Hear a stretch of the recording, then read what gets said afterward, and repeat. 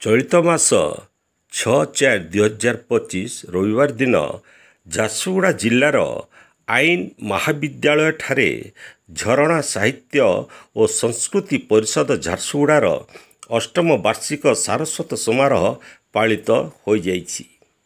ଏହି ସାରସ୍ୱତ ସମାରୋହରେ ଡକ୍ଟର ପ୍ରଦୀପ କୁମାର ପଣ୍ଡା, ଅବସରପ୍ରାପ୍ତ ଅଧ୍ୟକ୍ଷ ସୁଭାଷ ଚନ୍ଦ୍ର ନାୟକ, ଅନ୍ୟତମ ଅବସରପ୍ରାପ୍ତ ଅଧ୍ୟକ୍ଷ ଶ୍ରୀମାନ ନରେନ୍ଦ୍ର ପଣ୍ଡା, ମଧୁମୟ ସାହିତ୍ୟର ପ୍ରତିଷ୍ଠାତା ରାଜଶ୍ରୀ ମେହେର, ଅବସରପ୍ରାପ୍ତ ଶିକ୍ଷୟିତ୍ରୀ ମାଧୁରୀ ମିଶ୍ର ପ୍ରମୁଖ ସମ୍ମାନିତ ଅତିଥି ଭାବରେ ଯୋଗ ଦେଇଥିଲେ।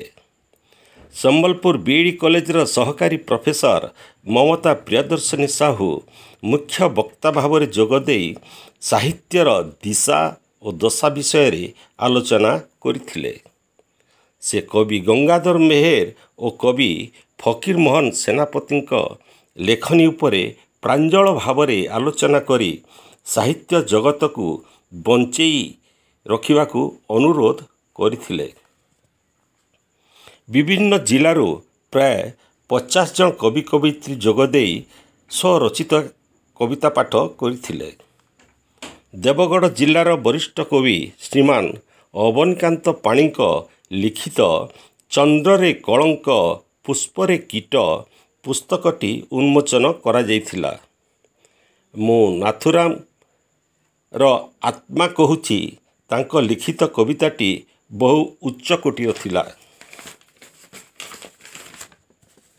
ଏହି ସମାରୋହରେ 5 ଜଣ କବି ପ୍ରତିଭାଙ୍କୁ ସମ୍ମାନିତ କରି ସମ୍ମାନପତ୍ର ପ୍ରଦାନ କରାଯାଇଥିଲା। ସମ୍ବଲପୁର ଜିଲ୍ଲା ଯମନଗିରା ଗ୍ରାମର କବି କବିରତ୍ନ ପ୍ରମୋଦ କୁମାର ନାୟକଙ୍କୁ ରସରାଜ ଉପାଧିରେ ସମ୍ମାନିତ କରାଯାଇଥିଲା।